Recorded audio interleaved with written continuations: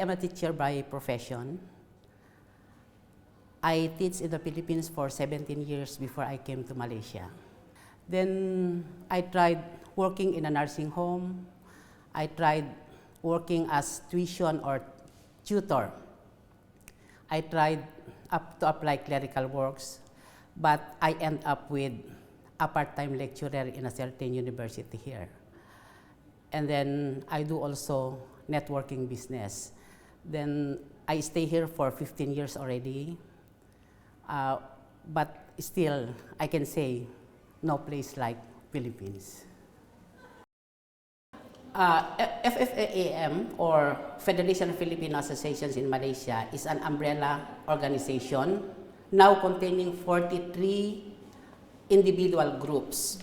One of those individual groups is the Isabelino Ako Malaysia chapter, which I am the administrator. This group is from the province of Isabela. I organized this group to reunite all Filipinos, or instead I say all Isabelinos here in Malaysia. Then since I am the administrator, I registered that in the embassy, which is, the embassy is our advisor for the Federation of Filipino Associations in Malaysia. Then maybe they see that I am quite active, that's why they elected me as the president of this federation.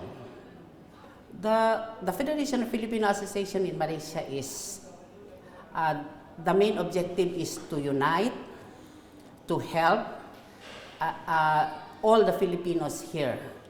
Actually, it's for fun, supposed to be for fun, because we know that all Filipinos away from the families are sometimes lonely, hindi sila masaya, so we united. But nag-end up kami na, nung nasa FFAM na, ang dami palang mga kailangan ng mga OFWs. Kaya naging kaming FFAM ay katulong ng embassy sa pagtulong. Kung halimbawa mayroong nangangailangan ng tulong, we help financially. Pinagsasabihan namin sila kung anong magandang gawin. Maraming mga problema. Halimbawa, may mga nagra-run away.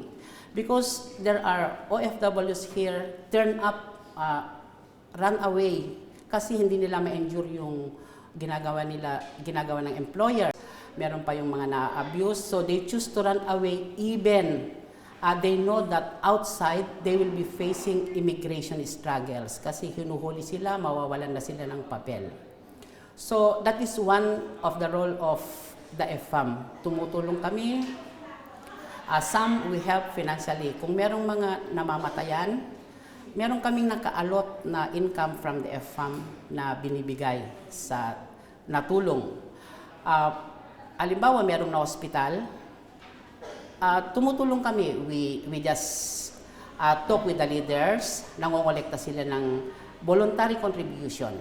And then, binibigay namin na tulong sa ating mga ka-OFWs. Yan ang ginagawa ng FFAM dito. From the very start of the campaign, noon pa mang bago mag-eleksyon, na nandyan na yung trumpeted slogan of the President, which is, change is coming. Napakasaya ng mga kasama naming OFW, kaming lahat. Kasi alam namin at nadinig namin na isa sa pinaka-main objective ng ating Pangulo ay matulungan ang ating mga OFW. We use our power to help campaign though we are not in the Philippines. Paano? Naggawa kami ng mga Facebook account. Doon namin nilalagay na vote for President Duterte, vote for Mayor Duterte, kasi siya lang ang makapagbibigay ng change, totoong change.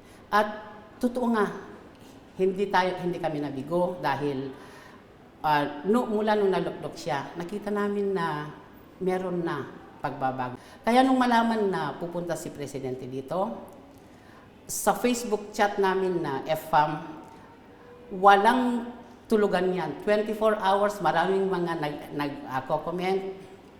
na pupunta dito si President Duterte. So, kung hindi ako payagan ng amo ko, kahit na no pay, basta makapunta lang ako at makita ang ating presidente. Ganyan ang ginagawa namin. Minamahal naming Pangulo. Kaming mga OFW dito sa Malaysia, or hindi man dito sa Malaysia, kami po ay nagpapasalamat at dumating ka sa buhay namin. So, ang hinihiling ko po, mahal na Pangulo, sana ipagpatuloy pa ang pagtulong sa aming mga OFW.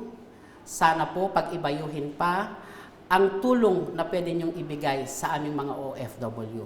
Dahil wala pong naghangad na OFW, lalo na yung mga OFW na iniwan ang kanilang pamilya. They left their family behind, they left their husband, wife, their loved ones. At iisa lang po ang gusto nilang mangyari, uuwi na. Pero sana po, meron pong magagawa ang ating administrasyon na pag-ibayuhin pa ang tulong para sa ating mga OFW. Maraming salamat.